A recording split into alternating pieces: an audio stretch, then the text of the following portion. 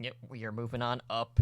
Hello, everyone, and welcome back to Heroes Never Die, your one stop spot for all things Overwatch. I am your host, Emily Drunk, and tonight, at episode 223, we're going to be taking a look at the most recent news around Overwatch, its competitive scene, and so much more. So before we get into the news and introduce you to my co-host, let me just quickly take a moment to thank everyone who is hanging out with us tonight on Twitch for our live show, and of course, thank all of our repeat listeners out there. So joining me tonight, as always, is my co-host at our end, Ed. Last week we're like, not a whole lot happening. This week we're like, yes, not really a whole lot happening, but here we are. I think we added one thing to the notes from last No. Okay, there's like a couple of things, all right? Like, it's not many, but like not so much to the point where like, oh yeah, this is totally gonna be an hour and a half or something crazy like that. That's not the case. week. No, there's not an overabundance of stuff to talk about. Because we're in a lull with the Overwatch League while they're quarantined, and Mm-hmm. we've been getting such frequent like patches that it's like, why cover them in the experimental mode? When they're just gonna get patched 4 days later. Let's go. Yeah, exactly. Like, just wait on them. So, and that's exactly what we did this week. Mm-hmm. So we didn't talk about experimental, as in talk about retail, like we did the Yeah. prior week. But it's Mhm. gonna be an interesting couple of weeks here, if you are to believe the rumor mill. A couple potential announcements coming our way, one of which revolves Overwatch outside of the game, and in another game, add a potential free-to-play move get announced at Grand Finals. We'll have to wait and see, but I have been saying for God knows how long at this point, knowing how far along in the cycle we are, like with Overwatch, like free to play at this point. I mean, it's $20. Like, it's practically free. We are.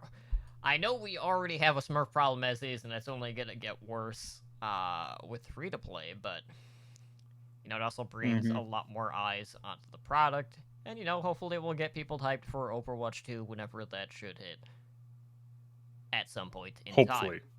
Maybe. We, who even knows at this point? But anyways, let's go ahead and jump into the competitive esports news as we go around the league. So, right now, obviously, not a whole lot happening on that front. Not too much in regards to roster changes or anything like that. It's been more coach staff changes.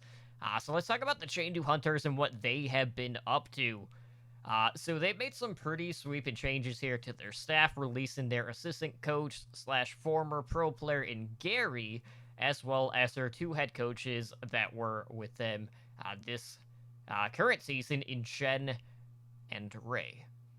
Now, this is going to confuse people because they have Ray, who was just released from the team, and also the RUI Ray, who was their former head coach, who previously was on the Dragons, had to step away in 2019 due to health issues, who is now being brought back to the Chengdu Hunters as the team's head coach. So here we have Ray's second stint with the organization, and during the time of his departure, the Hunters were fairly middle of the pack. They finished 12th in that season.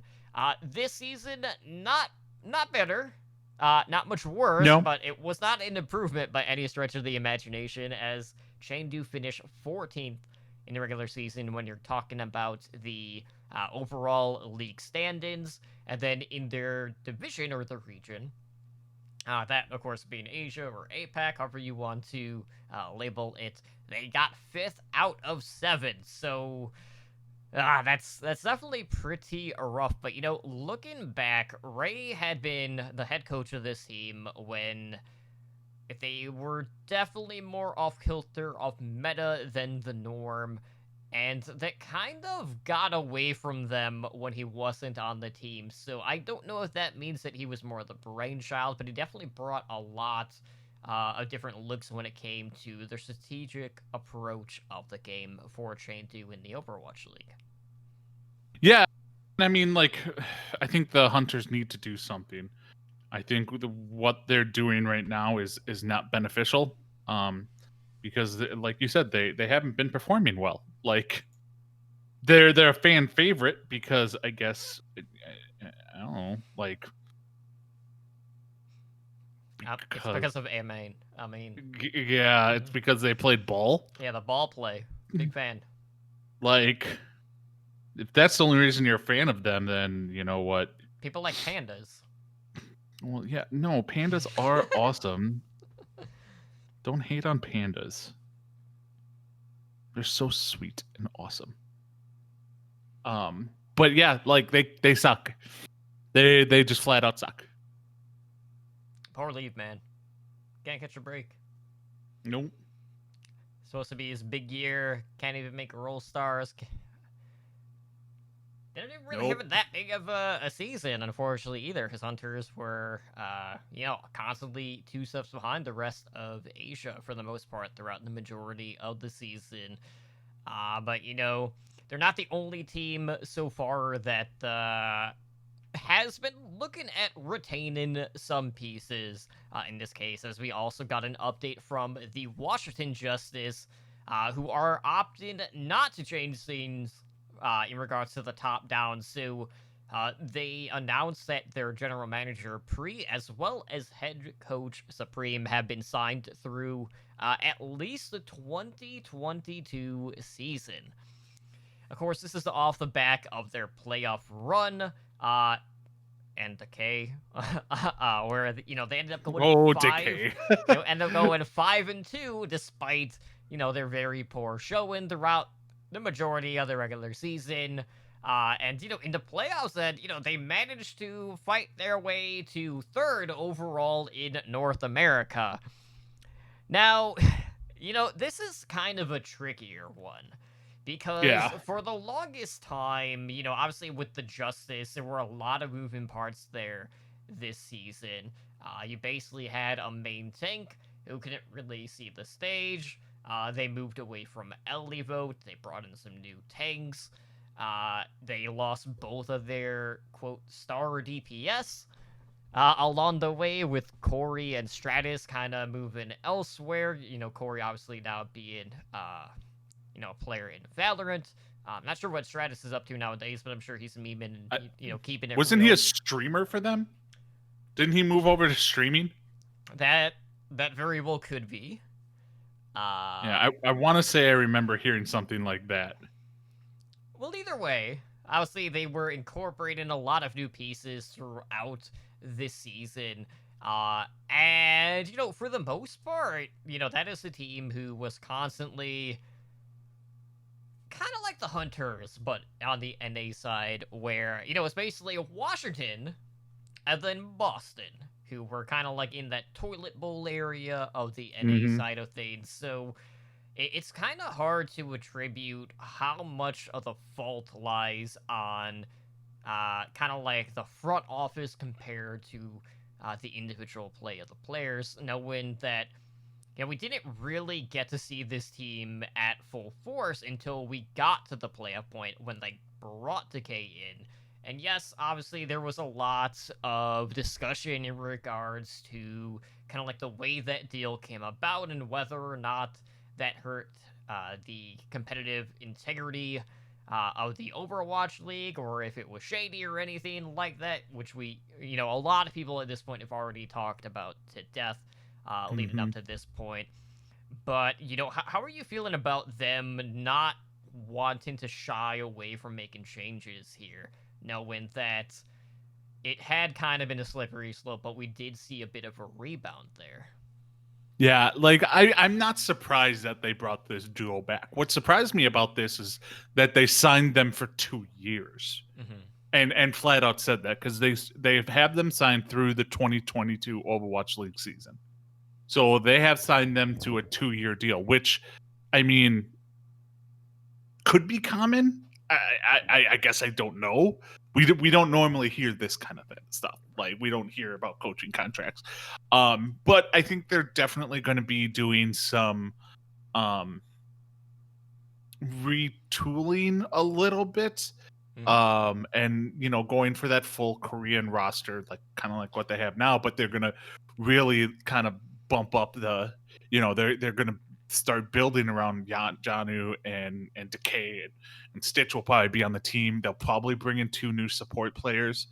There was rumblings, and I forgot the name of the 2 players, but somebody on Janu's stream, a pro player or like a tier 2, high-end tier 2 player from Korea, said that they were trialing with the Justice. Like, said it to him while he was on stream, like, because he was in the room with them. So yeah, it's not surprising that Justice are going to be like the sexy pick next year for everyone. Like, they're going to be the, hey, let's pick the Justice to win it all because look how they finished last year, and so on and so forth. So yeah, like coming into this year, like the Gladiators, I think were the sexy underdog pick that a lot of people had because they went out and they picked up space. They got OGE. You know what I mean? Like, right. They were like the sexy pick, and they had consistent results too, season to season. Yeah, so the people are like, okay, yeah, no, this is the time for, and they had like one of the best support lines, but I think the Justice will be this pick for next year. Yeah, I kind of get similar vibes to like Dallas Stage 4 with the introduction of Birgitta. I feel like going into this next season, we're gonna have a bit of the honeymoon phase with the Washington Justice, knowing how they finished the race, so to speak. So I feel like the first couple of weeks or so, fans are probably going to give them a little bit of leeway. And, at that point, kind of like all bets are going to be off. But, it seems like they have a lot of faith in the people that they are keeping on board in regards to their coaching staff. So I just want to see, like, what sort of roster construction or deconstruction we're going to be seeing during this off-season period. But, if they can continue to ride that momentum that we saw from them throughout the playoffs, we could see a pretty sizable improvement from a season-to-season basis on the Justice. And, who knows, maybe Spider will have at least one good team between the two. You never know. You never know. I don't know, stranger things have happened, though, and at the same end, I'm scrolling through the list here. Obviously, like, the All-Star Game is coming up. We had the MVP voting. We also had the announcement of the 2020 Roll Stars, and, lo and behold, there's a lot of Korean talent on here. But one of these things is not like the other. So, yeah, look. Only one. Only one. Your tank Roll Stars for the 2020 season. You have the San Francisco Shock Golden Boy Choi Hyobin on there, as well as both Shanghai Dragons tanks in Fearless and Void. And then rounding out your tank Roll Stars, you have Kron from the Guangzhou Charge. All solid choices, all of them played out of their mind. But it's interesting as we continue to go down this list. How many names are there? Because there's something with the DPS that is also a little bit different. Because we did have a tie for the first time. So instead of having the typical 4, we actually have 5 in this case. So we'll talk. I'll mention who won those, and then we'll go back to support because that's where. We have a little bit of a differential here. So for DPS, we have Fleta. No surprise there. I mean, he's the MVP. You have his DPS partner in Lip, as well as Shock Sniper Ons Sparkle from the Paris Eternal, despite not playing, all season. And then you have Carpe from the Philadelphia Fusion. I feel like Carpe might be more based off of popularity in regards to like actual play, but I think at the end of the day, people are always just gonna bring him up because he kind of has been that centerpiece in regards to like the Overwatch League, really since day one. Yeah, the DPS is going to be um it's I don't know if I agree with all of it. Um just because like I'm not that big on Carpe being a part of it. Because I think he was in name. Let's see here. Ooh. Ons, I mean, I liked Ons. I there are some people missing from this list. And that I think is the problem I have. Mm-hmm. Like okay, I'm going to get the wrong K. KSP? Okay. I think it was KSP. I think he should have been on there. I mean, Yaki was nominated for MVP and didn't get put on this. Mm-hmm. Like that's probably the most glaring one on the DPS is no Yaki. To me. Yeah, and of course you have the people that are like, where's all the NA talent, right? At There's least no like NA talent. like 75% Korean guys. Yeah. Just a reminder. Yeah. And we don't have many non-Korean players. Yes. And the ones that we did have also kind of left. Uh-huh. So, wasn't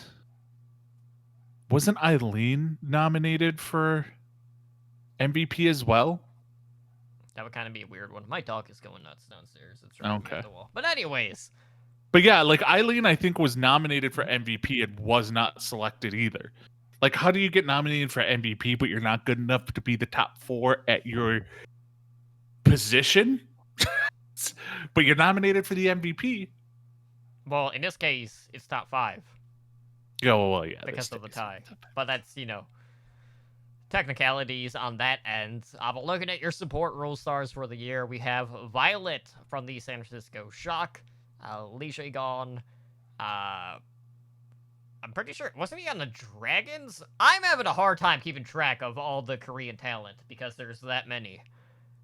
You have Alarm from the Philadelphia Fusion. I mean, duh.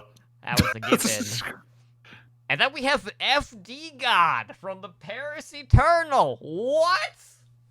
Actually, I don't mind that for one. I don't mind it either because he's the only one. NA or EU. Let's go. Mm-hmm. Yeah, it's. I mean, you could have really done gone anywhere with the fourth pick, with the fourth one, because I think the first 3 are kind of obvious with Alarm, Lee Jae-gon, and Violet, and then I think I think they wanted to get, because if FD God kind of came in out of nowhere and then just constantly was always playing, despite like he wasn't just playing Lucio. Like, he's known most for his Lucio play, but he wasn't only playing Lucio. Like, he played Baguette. What else? I can't remember off the top of my head. And he definitely had a massive role. Now, are there other support players that could have probably been in there? Yes. I mean, that's for sure. There could have been others that were included. But I also think they wanted one non-Korean player. Like, I hate to put it that way, but they're like, we should probably have at least one non-Korean player. Yeah, we couldn't just give it to Shu. They're like, all right, guys, like, if we don't have one, then of course the discussion is going to start. Yeah. Korean bias, all of that stuff. But, when the league is vast majority Korean, I can't really say I'm too surprised, especially when consider just the level of talent basically at every single role that we have just out of that region in particular. But, They've had a lot of attention lately because they also recently had their All-Star event. And I'll be honest, Ed, I have not had a chance to go back and check out the APAC All-Star event. Obviously, we got the NA side coming up here in the very near future. So this year they kind of did it a little bit differently, obviously, because they have the two regions. So you had Asia, you have North America, so you have the All-Star game. Both of them are doing a talent takedown this year. We got Widowmaker 1v1s as well as a couple of other events. So on the Apex side, that took place on September 26th. Today is September 30th, so that was earlier, this past weekend.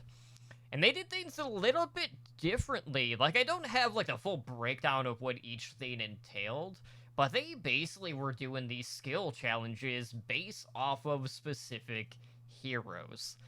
So they had Winston, Genji, and Anna, and then they were also doing, I believe it was like a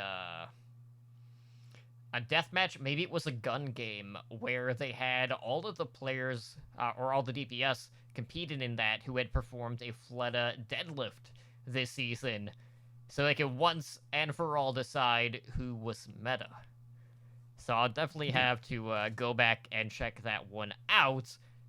The best part about the Widowmaker 1v1, it was actual Widow players? No support players. All DPS players. Well, good. That's how it should always be. Wait, hold on. Talent takedown. Mm-hmm. South Korea has Jaehong. Yes. That seems unfair. Okay, so are you saying that having a pro player in a talent takedown presents an unfair advantage? A good pro player. There's 3 on the NA side. Now, granted... There's 2. Well, okay. For argument's sake, there's 3, but on Asia, there's just Jaehong. Yeah. I mean, that's the important thing to note. I mean, you have Jake. And then you had Bren, who was drafted higher than Reinforce. Yeah. Which, by the way, guys, if you guys... Watch it. Watch the draft. There was a draft episode for Plat Chat that Bren hosted, and of course you had the team captains, Jake and Custa, making their picks, and they were kind of like, they were making their draft picks. They would cut to, the draft selection, or whoever was being drafted to the teams, and they were kind of like doing bits kind of in between. Definitely worth checking out. It's on the Plat Chat YouTube channel, so be sure to watch that ahead of the what NA I'm All-Stars. looking forward to the most is I think it's gonna be Reinforce versus Zoe on the main tank. That will be interesting. Right? Because like everyone's expecting Reinforce to clap Zoe as on main tank. But that one time that Zoe like gets a shatter in on him or something like that, and that it's just gonna be all over. Well, they might not even have to worry about the tank battle if Bren is just popping off like he did this past talent takedown, because he really dominated last season's All-Star game there. But the NA side... Do you think so? Do you think that they'll force, because Custa and Jake were the 2 captains, do you think they'll force them to not play their roles? Like, make Custa be tank or DPS and make Jake be tank or support? Or they'll do that out, like, do you think that could be something? I personally don't think so. But, like, it's kind of hard to balance, an attraction event like this when you do have former pro players. So it's kind of like all up in the air. But, looking at the schedule, we have the NA side happening this Saturday. That is October 3rd. That will be happening from 12 to 4 p.m. Pacific time. And there is money on the line for the Widowmaker 1v1, both for the winner and the runner-up, as well as the All-Star game winner.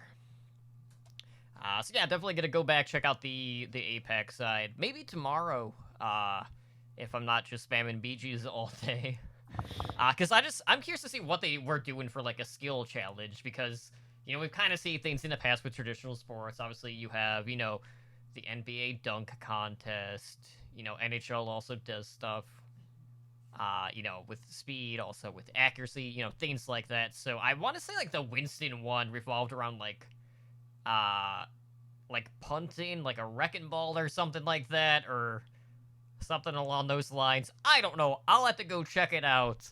But you did have money on the line for those skill challenges as well, just not as much with those as it were for some of the other events that were taking place.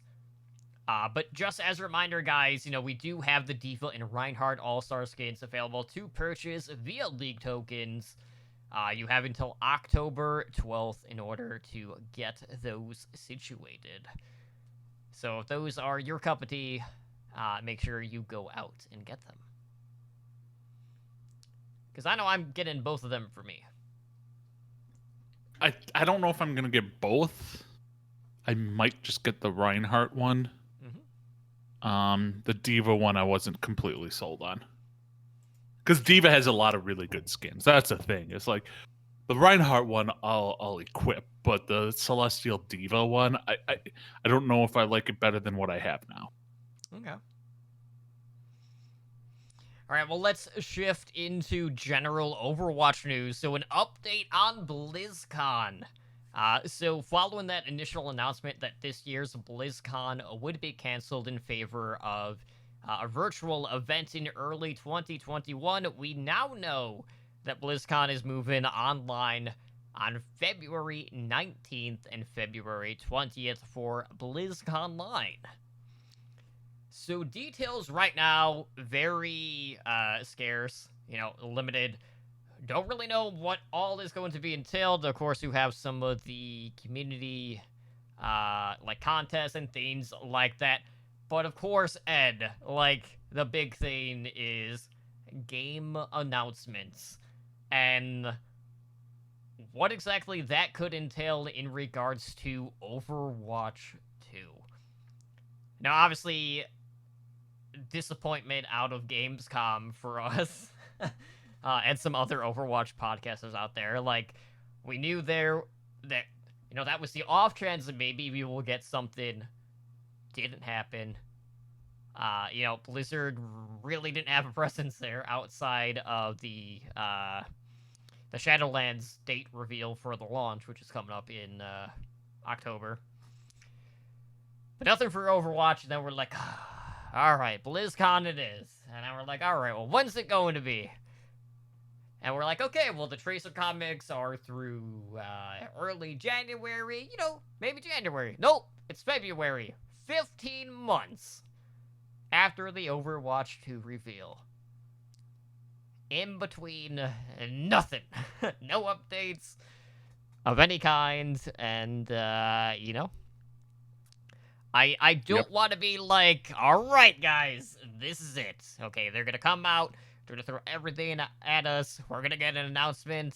We'll have our Sojourn animation, which I'm pretty sure will happen. But outside of that, obviously the two things that people are going to be looking for are beta. Because you figure at like a virtual event, maybe you're paying for access to beta, technically, as well as maybe some in-game items, and if not, maybe, like, it just puts you earlier in the queue for, first wave of beta, or however they want to do it. Yeah, I don't know if they do that with Overwatch, because it's not a beta like Warcraft, where they've done that in the past. Overwatch is a little bit bigger, in regards to, it doesn't have a beta very often. It's not like every year and a half they have a beta that everyone wants to get in like Warcraft. This is, the first time in 4 years like they've had a beta. So I don't know if they do that, but I think you'll get some exclusive Overwatch 2 stuff from it, and I'm still holding out hope For that they're gonna announce the beta before then. how We'll get optimistic you something. are. See, me being a bitter person, I don't expect anything until BlizzCon. And even then, like, I'm gonna bite my tongue. Like, I don't think we'll get anything outside of the animation and potential beta announcement. This is not gonna be a situation where you're like, oh, and it's live right now. I don't see that happening. But obviously, given the circumstances with the pandemic, COVID, everything going on right now, we really don't have any sort of indicator in regards to how far along in the process the development team is. Obviously, we got a very early look when it came to BlizzCon this past year, which we both played. I'd say we both enjoyed it, but it definitely needed improvements, and it's kind of hard to see the replay value just at the base level, but we were only given a glimpse. It was just like that little taste, but we know there's a lot more to it than just what we got, but we still don't know how big the scope of the game actually is, and whether or not it will warrant, the price points that, we had kind of been talking about here a couple of episodes ago. Yeah. Like, I don't know if it's going to be like a Diablo type of thing. And not like, I'm talking more like a progression system. Kind of like you run dungeons and stuff like that. You keep running that to progress, get viability, like get gear, get stuff. Like if they're waiting this long, they have to have some super duper replayability, like get people to buy this game solely for this amazing PvE content. And if not, then shit's gonna go downhill fast. Well, there's a lot to kind of take in here, because the rumors are true with Overwatch going free to play. That signals to me that the PvP aspect of the game is going in that direction, and then the PvE content is a separate purchase in regards to Overwatch 2. Because we already know, like, the base game will get the upgrade when it comes to the game engine, so get the new graphics, we'll get the new maps, heroes will still be free. Yeah. Heroes, skins, maps, all of that stuff. Like, there's no actual DLC, it's just the PvE content being gated, just a matter of, what's there compared to, like, the PvP aspect of the game. So I guess the big question is, when you're talking to the general fan base of Overwatch, I know some people really like Junkenstein's Revenge, and then when you talk about, like, the other PvE stuff, like the archives, a lot of people are just like, what, Like, it was fun the first time? I'm gonna play it 8 more times so I can get the skin? Right. Right, so it's hard to really put a pin on the interest level at a base core for PvE content, knowing that there hasn't really been a middle ground so far. So hopefully they'll have something PvE-wise to really entice people to play it again and again. I mean, I think I've mentioned this before, is like, for them to do replayability, I think what they need to do is kind of turn it into the MDI. Like the Mythic Dungeon Invitational for Warcraft, is you need to have people who do these speed runs with, like increasing difficulty in these scenarios, essentially dungeons, because that's what they are. They're essentially dungeons, and then you have increasing difficulty and stuff like that, and then you have one super difficult one that's like the raid and stuff like that. Stuff like that would be super fun. God, like some weird cross between Mythic, the MDIs, and like Destiny. I have a vision in my head on what it should be, but I'm trying to find the best game to compare it to get it to come across. Like, it's not going to be an open world like Destiny. Obviously, they're not going to do an open world Overwatch. No, that's just not happening. Well, that would be the only way I could get my own dropship where you assholes wouldn't keep punching the basketball when I'm trying to line up my shot. I'm shooting it, not punching it. Either way. And you know, so like it's not going to be open world, but you're going to have all these dungeons that you can kind of queue into, and you have to progress through them. Not like you it's kind of like you charge up your ultimate. It's not like in like the MDI where you start off like fully charged with everything you're gonna have and you have to do your best. You're not gonna get stronger as the dungeon goes on. In this one, you will get stronger the more you go on, kind of like a Destiny dungeon does. With building up your abilities and whatnot. So it's good. It's going to be interesting. I mean, at this point, pure speculation across the board. Well, I mean, it's been that way since BlizzCon.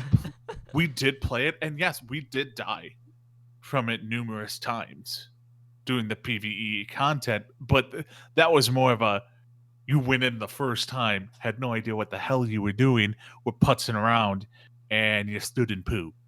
Like that's essentially what it was. So yeah. Well, we'll find out more enough when it comes to BlizzCon Online, so... You know, unfortunately, another 4 months. Feels bad, man. But you know what? BlizzCon is happening sooner than it took them to fix something that has been wrong with the game since day one. Yes. Which is elevators. What a surprise this is. But... at the same time, man, I've seen a lot of people who are like, wait, what? Some people just apparently don't know about this, and then you have a lot of people who are like, gee, Blizz, that would have been great to get fixed when I was still playing the game. So it's a little bit of column A, a little bit of column B, but we do have a new patch that was deployed to the Overwatch public test room. So the new patch focuses on quality of life changes, one of which is for a profanity filter as well as elevators. So with the filter system, the devs are testing a new tiered profanity filter, which will allow players to choose between friendly, mature, or unfiltered. So when you're talking about the friendly filter, that will basically have like a list of words that's going to be updated in regards to like vulgar, offensive terms that will just get censored. The mature will obviously allow for a little bit more than that with obscene or vulgar language, but nothing too extreme in regards to offensive stuff in there. And then, of course, unfiltered to be like basically what it is now whenever you're in the game. Now, what I will say about this is obviously when my niece and my nephews are playing, like nowadays, obviously a lot of things kind of fall through the cracks. So this will be a good filter to use, you know, for, you know, the younger players out there. And obviously, like a lot of online games, there are a lot of bad people out there who say a lot of mean things, a lot of stupid shit. Whether it's sexist, whether they're racist. So there's going to be a lot of value in more of a filtered system. And not only are they doing it on a tier system, but they're also going to allow you to do it in different avenues of the game. So like when you're in game, you could have different settings for if you're in like a group chat, like with friends, like in a typical party. And then you could have something completely different when it comes to like the match chat, which I think is really cool as well. So we'll have to see if this is going to help alleviate some of like the reporting going on when it comes to more of the vulgarities that are happening within the game here, or if a lot of things are still going to be getting through the filter. But you know, when it comes to improving just game quality with quality of life, this is going to be a welcome thing, and hopefully people will just stop being such assholes all the time. We both know that's not going to No. actually occur. So yeah, you know what? It's cool. I think the big thing about this is the elevator change. I'm good. Like, I'm happy about that. I fall in the camp. I'm like, I didn't even think of that as something that was even on the radar to fix. Because I mean, like, it's an elevator. It just goes up and down. We're used to that from Warcraft. Elevators don't wait for you to stand onto it. They go up and down. The elevator boss. Warcraft. So when I fixed it. I'm like, it's cool. I'll take that. So yeah, so with elevators, Hollywood, well, Skya, what's gonna happen now, guys? Hear this out. Elevators are gonna wait at the bottom of the track until a player steps on them. And then, when the elevator gets to the top, you'll have a little bit of a pause for a brief second before it starts to go back down, where it will stay at the bottom until another player steps on. No more, like, going behind Hollywood, trying to get to the high ground after you get steamrolled on point A, and like, gee, I'm Widowmaker, I need to get to the high ground, or that's a bad example. Literally any other hero that doesn't have verticality. You're like, okay, let me get to the high ground, and then, shit, it's at the top of the track, and then you're standing there for like 12 seconds, wondering when the hell the scene is going to move down, and then before you know it, you got a Genji flagging over the one side wall, coming straight at you, and you're like, guess I'll die. Now, you don't have to worry about that, because you can get to the high ground. Which is nice, like, what I find hilarious about this is, going back, a lot of people on, like, the competitive side of the game absolutely hated Hollywood because of that damn elevator on the second point. Because it would always burn him. And you had people that were, like, going on MS Paint, like, doing all of these, like, scratches to be like, okay, this is what I want in regards to, like, a staircase, like, behind the one saloon, like, towards the double doors. As well as, trying to fix the other elevator. And now, here we are 4 years later, and finally, the devs are like, you know what? Have at it. So it's not exactly what the community I'm not gonna say at large, but like part of the community we're looking for. But it is going to be a welcome change for them, to say the least. And I'll just be happy to be like, thank God. You don't have to get completely effed over by RNG. Now if something's moving before you get there, you just blame your teammate. Yeah. Exactly. It's all the teammates' fault. Good times. But, the best part about it is, obviously, no more loops at random intervals with the elevators. Welcome change. I can't wait. Maybe we'll get to see more Hollywood once this gets patched through. In regards to the map rotation, we'll have to wait and see on that front. But obviously, the big news this week in regards to Overwatch was the stuff that was on Experimental Card, which is now patched through to live servers, minus one thing. Now, Ed, you and I took the week off, so you and I didn't actually get to discuss this Experimental Card, so let's talk about the one thing that did not make it through. The best thing? It was the more entertaining aspect. Yes. It's entertaining, but it would have made McCree so much more viable. Yeah, so there was a little bit of an aerial combat role for McCree on the Experimental Card, and we saw examples of Elysian Garden when it came to, oh shit, I can't remember the name of the map. It's the one that has like the big building right in the middle. The one where people are always getting booped by the pharaohs on the bridges. But you could basically, like, combat roll over the gap. to get to the point with McCree. Yeah, and then on like Volskaya, if you were on defense, the when you come out of your spawn, there's that ladder right in front of you, stairs going up. Mhm. You can roll across that gap as well to get kind of behind the attackers if you want to. Like he could get to spots that were previously very inaccessible for him, and it would have increased his viability so much because he could get across the if you did it right, he could get across the gap in Hanamura. Mhm. On his roll. The thing that I want to know isn't why it wasn't patched through, but whether or not anyone was going into, like, say, the workshop mode. You know, just having it off cooldown, like speeding it up. Like, was anyone out there like doing like a Sonic McCree, like racing mode? I'm sure someone out there must have been doing. See, the thing is I don't know if you could go vertical or anything with it. This is true.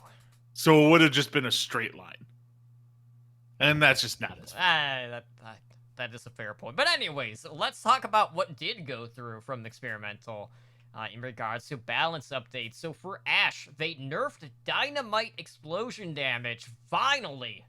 Oh man, this Very noticeable. This was the bane of my existence for a long time. So explosion damage being reduced from 75 down to 50. That's pretty significant, Ed. It is, and Ashe was the go-to, like, we have to play Ashe type of hero for this meta, and her dynamite was getting out of control. It was just brutal. So yeah, this is a very welcome change, and it is very, very noticeable. I have played Ashe in these DPS climbing days that I'm in, out of Elo hell that I'm playing with Spider. The Ashe nerf is very, very, very noticeable, but it was needed. I will agree, it was needed. Yeah, nothing like peeking a corner, tick tick tick, boom, dead. No, Feels see, bad, you know what? You man. missed a perfect POD reference. I know I did. You could have gone click click boom. But it's dynamite. That doesn't really click. You know what? Shush it. That's We like a also Martha have a taking damage. talking monkey. So you He know is what? a scientist. That's fine. He's a talking scientist monkey. Fine. Well, anyways, moving on to Baptiste, the amplification matrix ultimate cost was decreased by 50%. I don't play enough BAP to know where that falls in line in regards to the other support alts right now. Well, what it was is they nerfed Baptiste AoE healing, which in turn nerfed the ultimate. Okay, so which it I was think was just taking an longer. unintended. Okay. Yeah, it's kind of a balancing the ultimate, because when you nerf the AoE healing, it did nerf the ultimate charge. So this is kind of like it's kind of a rebound of it. So this was just a correction. Alright, well, back to the cowboy. McCree, the combat roll, the one change that was on experimental that went through, was the distance being increased by 20%, as well as with Flashbang, the stun duration had been increased from 0.7 seconds to 0.8 seconds. And I know, like, you know, when we're talking about Overwatch, there's always a very fine line when it comes to crowd control, and people that are very hesitant in regards to being like, oh crap. Mhm. Here we go again. We're gonna get a stun lock meta. You know, we don't have, like, deteriorate in return or anything like that, or diminishing returns. And, you know, people are always petrified about just the amount of crowd control in the game. I don't really think 0.1 seconds is really going to be, like, the difference in the vast majority of situations between a kill and not a kill. Mm-hmm. So yeah, like that 0.1 seconds, whew, that actually it seems like nothing, but Mhm. it's a big deal, especially with if you right click and stuff like that. It's just it's overall a very good change for McCree. It's kind of like they're trying to bring the Ash and McCree to back in more of a an even line, um, which is good. I think both should be viable because they're both super fun characters to play. All I know is you can give me half of a second for me to get the stun, to get a headshot, and I'm probably still gonna miss. So for me, Yeah. this isn't gonna make a difference. The only ones I ever seem to get a headshot on is the tracers. That's But that's interesting. because, well, the only reason that is because I always tend to aim, like I always in my mind, I'm like, I'm gonna aim for the head, but I always aim lower. Mm-hmm. But Tracer's lower, Right. so it always seems to hit Tracer in the head, but no one else. Maybe Baby Diva. Maybe Baby Diva. But that's a rarity, obviously, because she's normally in her mech. And, speaking of tanks, Orisa got a little bit of loving in this Well, patch. she needed it a little. Yeah, Let's she be real. definitely needed some TLC after basically just being non-existent for a while there. So the base armor had been increased from 200 now up to 250. Then he also took a look at her fusion driver projectile speed, increasing it from 90 to 120. Alright, so I'll be honest, I did not play experimental. I have not been on live since this. So I'm going to pull up Overbuff. I want to see how Orisa's pick rate is doing compared to some of the other tanks out there. Because, last I checked, it was still primarily Reinhardt, Roadhog, Zarya, for the most part. Yeah, and that's the thing is like you're getting like I have played a lot of it. And Orisa and Zarya have never really been a good combo together. Just because it's like Orisa, you want to, Zarya, you kind of want to keep pushing forward, or you know what I mean? Like you need the mobility. With Orisa, you just don't have that, and Zarya is just so strong right now. So it's actually detrimental, and it's not anything against Orisa. It's more about the how strong Zarya is. Now, if you're running like a diva, Orisa's fine with that. Even Roadhog or a Sigma, I think Orisa would be fine. But it seemed like Orisa's were just a little weak still, but not anything what they were. Right, and unfortunately at this point too, I mean, just looking at the stats, it's a little bit too early to gauge based off of when this patch was deployed to live servers. So I'll check back on our next show to see how things kind of like smooth over in this case. Now, the other half of pulled pork also saw a change with Roadhog and the chain hook, where it will now pull targets 0.5 meters closer to you. So it was at 3.5 meters. Now it is brought down to 3 meters for Roadhog. Okay. I hate this change. I hate it. Okay, and like people think of it like, oh, it's it's a buff. Well, so here's the thing with it. You need to actually adjust how you hook and shoot with Roadhog because of this. So like when you hook someone in, you actually have to aim lower than what you had to. So you kind of have to adjust like your hook and shot range with this new hook. So it's very weird. Like me and Spider we're testing it out for a good 10 minutes, 15 minutes in the practice range.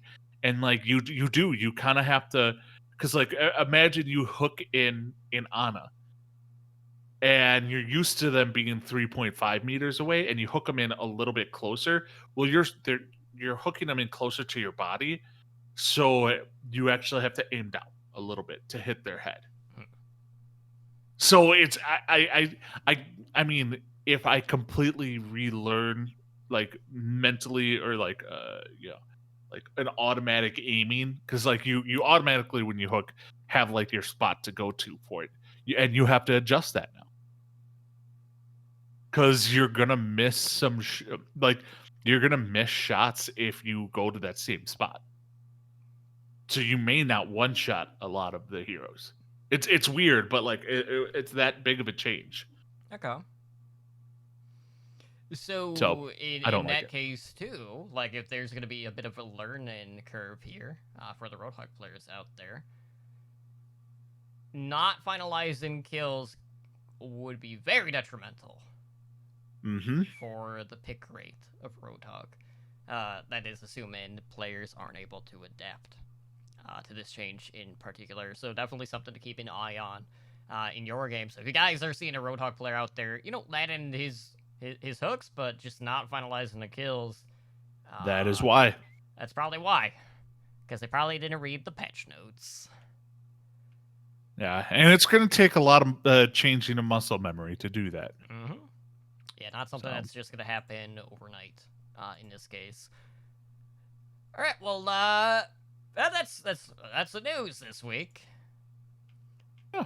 We got a good hour out of this. You know, I'm happy with how it went tonight because we were able to really dive into some of the topics a little more than we might have in the past, right. which was nice. Yeah, so maybe we'll have some announcements here shortly. We could expand our free-to-play conversation should that happen. But based off of some emails that are being sent out, that looks like that's going to be the direction that the PvP side of the game is going to be taken. So we'll be hearing something at Grand Finals that is Overwatch related, and that might be it. We'll have to wait and see. But that's probably going to be the only major announcement that we have until BlizzCon. Obviously, outside of events, challenges, Tracer comics, such and so forth. You guys know the drill by now when it comes to the news cycle that we have been getting here so far. So I think it's time that we just wrap it up here. So if you guys want to help us out, please do us a favor. Do one of two things, or do both. Actually, I prefer you do both. One, go to iTunes, write us a review. Let us know how we're doing. If you would like to see us incorporate anything, we're always looking to improve the show for you guys. So if there's anything in particular you want to hear about, please feel free to reach out to us. Two, Warcraft Radio, who is basically the hub for Realm maintenance. They have their podcast directory, which had an awesome overhaul. They completely revamped how they did that, and it is amazing. You could actually log in with your Battle.net account and write reviews for podcasts over there as well. They also kind of filter the podcast based off of what has released a new episode, most recently. But again, that's basically the hub for all of Blizzard podcasts. You can also find social links for a lot of the podcasts out there as well. So it's a great tool for you guys to find other content, follow them, maybe, pick up a couple of new shows during these trying times. And, because, what else are you guys doing right now? But, just being able to log in, write reviews, kind of filter things, and tailor things to your needs is fantastic. And I know Ro has been busting his ass off on that. That has literally been years worth of a project actually coming through to the forefront at this point. So go check it out if you haven't. And I know Wowhead featured it, and they kind of blew up the Warcraft radio site earlier. It was actually offline because of the amount of traffic. So that happened. Then you have the oh shit moment. I've had that in podcasting. Yeah. You're just like I feel it. Outside of that, guys, if you want to support us, consider checking out our Patreon page at patreon.com/OWL Network. We do have tiers starting at just $1 a month. Every little bit helps. And you too can join our of our Master and Above patrons in Daniel, Owl, and Kesha in helping our network grow. So I want to thank you guys again for all of your continued support, whether you're listening, whether you're tuning into the live shows, watching the Twitch VODs, YouTube, all of that stuff, all of the above. Who knows? Maybe you're watching on literally every single podcatcher that we're available on just to, bump us up the charts. I don't know. They're people have some weird listening habits, but, a lot of people listen to us, when they're doing yard work. And it makes me wonder, are they just going to listen to another podcast after us because we're not going 2 hours? If you're doing yard work for 2 hours, they got big yards. The fuck kind of yard do you have? Well, that is also true. Maybe they have a lawn service. I don't know, Ed. I'm well, just yeah, based but off if they have a of lawn reviews. service,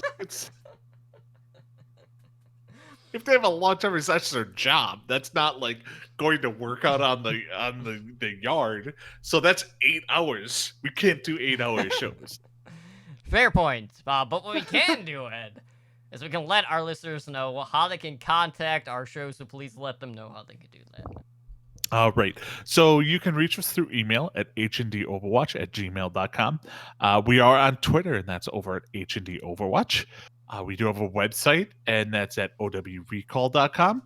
We have a YouTube, and that's youtube.com/Overwatch League Network. You can come join us on our Discord at discord.me/OWLN show. We are streaming live on Twitch at twitch.tv/OWLN show. We are a Twitch affiliate, so help support the show by subscribing to our channel and earn our network emoticon. Our podcast network does stream pretty regularly, so on Mondays at 6 p.m. Pacific, we have the Overwatch League Network. On Tuesdays, Next week. Next It's week, we have definitely happening. OW All by the Numbers at 6 p.m. Pacific. I don't know how many more we'll have because, well, the Overwatch League season is finishing. So there's not many more shows we can have with that. It's 1 or 2. Yeah. No more than that. So, and then obviously we have this show airs Wednesdays at 5 p.m. Pacific. Heroes Never Die. And then on Thursdays at 5 p.m. Pacific, we have Totem and I do a Hearthstone Battlegrounds podcast called Tavern Tales, and we air that over at twitch.tv/TavernTalesHS. You can contact me personally on Twitter, and that's at Edinar83, or on Twitch at twitch.tv/Edinar. Totem, where can they find you at? Well, you can find me over on Twitter, questioning Celestalon's motives for making me take 35 damage on turn 9 and getting knocked out with the currently best hero in Battlegrounds. At Totally Drunk. I'm also on Twitch at twitch.tv/TotallyDrunk. But guys, if you play Hearthstone, if you play Battlegrounds, Sunday night, 7 p.m. Central Time, join us for some Michi parties. Should be a good time with Tavern Tales. Maybe Bob's Taverncast, so, we could show them who's boss, all that fun stuff. But, honestly, All-Star Weekend, we got the Grand Finals coming up here very soon. We will have a network special on Monday at the typical Overwatch League network time, so we'll have to get a head count for who will all be involved with that, but expect to see more than 2 faces, like what it had been here for OWLN here, since I kind of stepped down from that. So stay tuned for that. Probably our finale for OWL by the Numbers for the season, and we will see you guys back next week. You take care, and have a good night. Peace out.